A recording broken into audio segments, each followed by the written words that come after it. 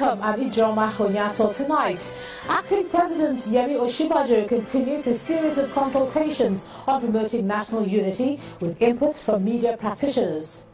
Federal High Court in Abuja fails to dismiss a $1.6 billion fraud charge brought against Jide Omokere and 4 others by the Economic and Financial Crimes Commission.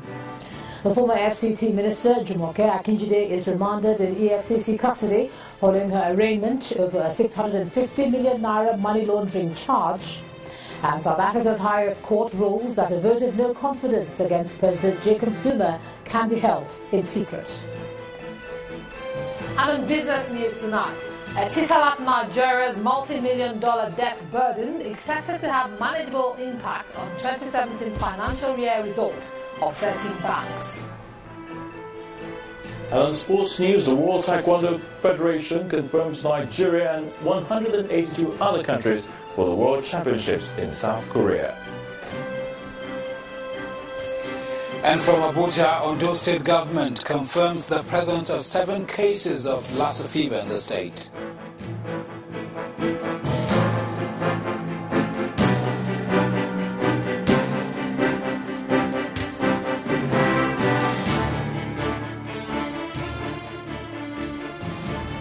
We begin from Abuja, where the acting president, Professor Yemi Osinbajo, today continued with a series of consultations over the quit notice given to the Igbos by some northern youths. Today, the acting president met with members of the fourth estate of the realm to seek their cooperation in spreading the news of the country's cherished unity. The meeting was attended by newspaper publishers, media owners, and members of the Nigerian Guild of Editors.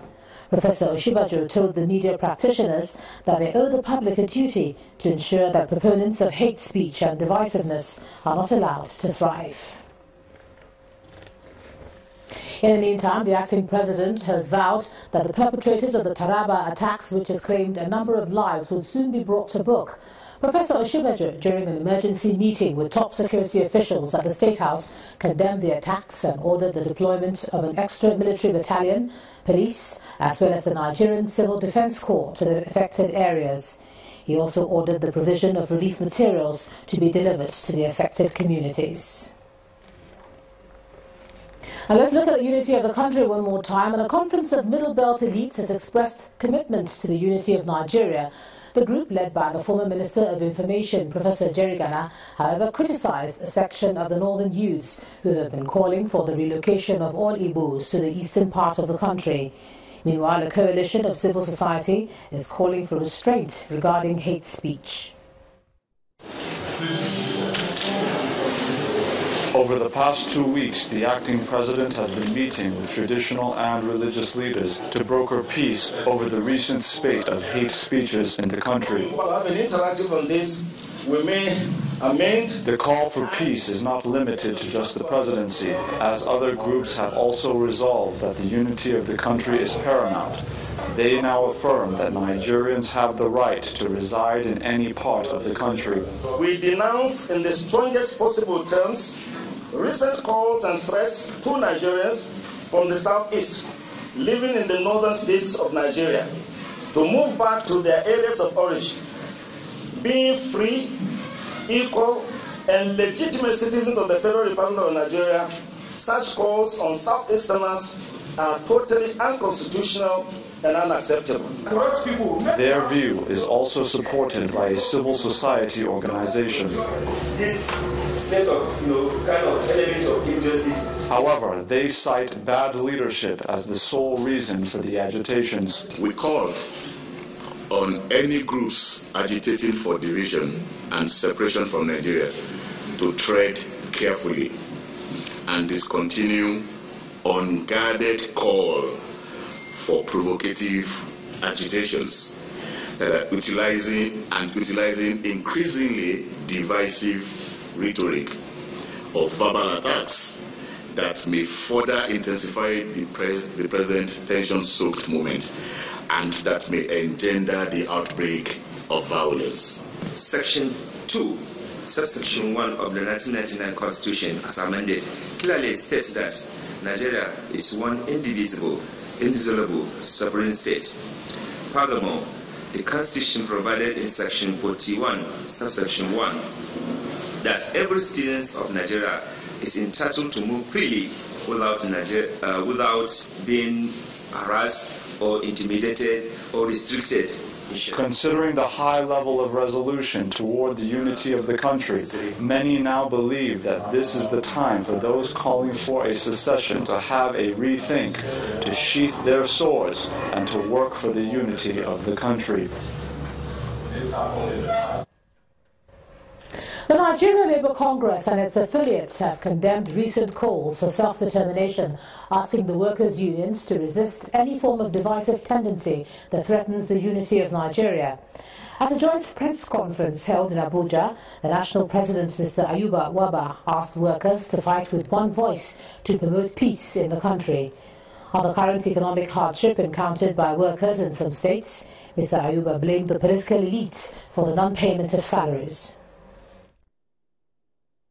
You have been witnesses to the degeneration of the national conversation into threats and counter-threats, of pulling down the federation by disparate and desperate forces, all of which were conveyed in vile and base language.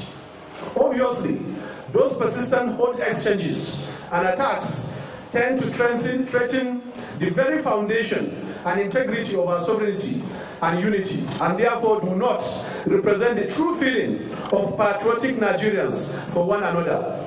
Rather, they symbolizes the intensity of greed, the implacability, arrogance, and desperation of the elites, some of whom have been funding or sponsoring the hate campaign that can only lead to disintegration of our dear nation. We speak out today as a pan-Nigerian organization that believes in sovereignty and indissolubility of one Nigeria. Let us therefore not allow them to use poor Nigerian workers, pensioners, and peasants as cannon folders for their selfish interests. The desperate but vocal few cannot and should not be allowed to speak for the majority of all of us. Let's take a look at some legal matters now. A federal high court sitting in Abuja has rejected an application seeking an order dismissing the $1.6 billion fraud charges against Jide Omokore, an ally of the former petroleum minister, Mrs. Dezani Alison Madueke, and others. The presiding judge, Justice Nnamdi Dingba, refused to strike out an additional proof of evidence exhibiting the statement made to the Economic and Financial Crimes Commission on June the 7th, 2017 by an additional prosecution witness. The application, filed by the fifth defendant in the case, was based on the contention that the act of the EFCC obtaining a witness statement about 1 year ago into the trial constituted an abuse of court process.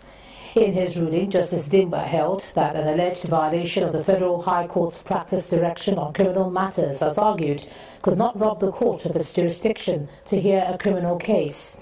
The judge also said that the law did not limit the prosecution to specific types of additional evidence that could be filed in court. And these are not the best of times for the former Minister of the Federal Capital Territory, Jumoke Akinjide, as she's been remanded in EFCC custody by order of a Federal High Court. Mrs. Akinjide is accused of receiving 650 million naira from the alleged $2.1 billion arms deal diverted by Colonel Sambo Dasuki to fund the 2015 campaign of the People's Democratic Party. The Federal High Court sitting in Ibadan, Oyo State, presided over by Justice Joyce Abdul Malik, ordered that Mr. Akinjide and the chieftain of the party, Chief Olarewaju Otiti, be remanded in EFCC custody till July the 6th, 2017. The defendants pleaded not guilty to the 12-count charge. Counsel to the first defendant, Bolaji Ayorinde, in his submission, urged the court to refuse an alleged application for not having the seal of the Nigerian Bar Association. He said it was improper for the prosecution counsel, Mr. Rotimi Oyedepo, to seek to substitute a charge without an order or permission of the court. But the EFCC counsel said it was valid because it had a receipt issued by the NBA. In resolving the issue, Justice Abdul Malik ordered that the prosecution counsel could substitute the defective charge with the one with the NBA receipt. She adjourned the case to September the 12th, 2017. Counsel, both prosecution and defense, advised the judge not to take such steps, and that the most appropriate thing is for the court to wait, to give us an adjournment of, even if it's a week, even if it's next tomorrow. I mean, that we'll come back to brief the courts. There and then we can now, if necessary, take the plea and then announce to the courts the terms of settlements, and the case will end there. The implication of taking the plea, and why both parties does not want plea to be taken, is that there is no way plea will be taken and there won't be ruling on bail application. When the court grants bail, the parties, the defendants, may not be able to meet the bail terms today. And the implication is that they will have to go to Agodi prisons. Away from legal matters, following Monday's flooding in Oyo State, where more than 300 houses were affected, the Oyo State government has read the Riot Act to persons who dump refuse in drainage channels and those who build structures along floodplains. The Deputy Governor of the state, Moses Aleke Adeyemo, who led a team on inspection of affected communities, said anyone caught stands the risk of losing the structure and will be prosecuted. Guarding against flooding and containing its effects has been a major source of worry for the Oyo State government in recent times. Tuesday's heavy downpour appears to have made the matter worse, with more than 300 houses submerged and properties worth millions destroyed. The havoc caused by a 2-day rain has forced top government officials in the state to embark on an assessment tour of the damage done. Loss of life. The state deputy governor, Moses Adeyemo, asked the residents to desist from dumping refuse on waterways. When the government says don't build on the river course, don't throw any dirty things in the distance, and then the people will say the government is wicked. Where do you want us to go? This is the cause of this. The line, luckily, this one is part of what the government is going to do. It's already on the plan. 6 communities in 3 local government areas of the state are the worst hit, and the level of destruction has now forced the Commissioner for Information and Coordinator of the National Emergency Management Agency in the Southwest to read the Riot Act to the people. The government has already set up a small committee that will look at it critically, made up of the Ministry of Environment, the Bureau of Physical Planning, and the Ministry of Works. They will look at it so that they come up with the recommendations. But we cannot continue like this. We have seen a means of livelihood lost, property worth millions of naira lost to the floods, and we have taken note of all the buildings that are involved and the number of families that are involved. And by the grace of God, in the usual way, we come back to the various communities through the state governments. The state government has also ordered the dredging of gullies in 14 flood-prone communities, and there are hopes that when this exercise is completed, Ibadan residents would heave a heavy sign of relief from the unending threats of flash floods. The Independent National Electoral Commission has set in motion the process of the recall of Senator Dino Melaye. The electoral body, which received some signatures from members of the Kogi West Senatorial District seeking the recall of the senator, today announced that it has considered the petition and notified the senator about it.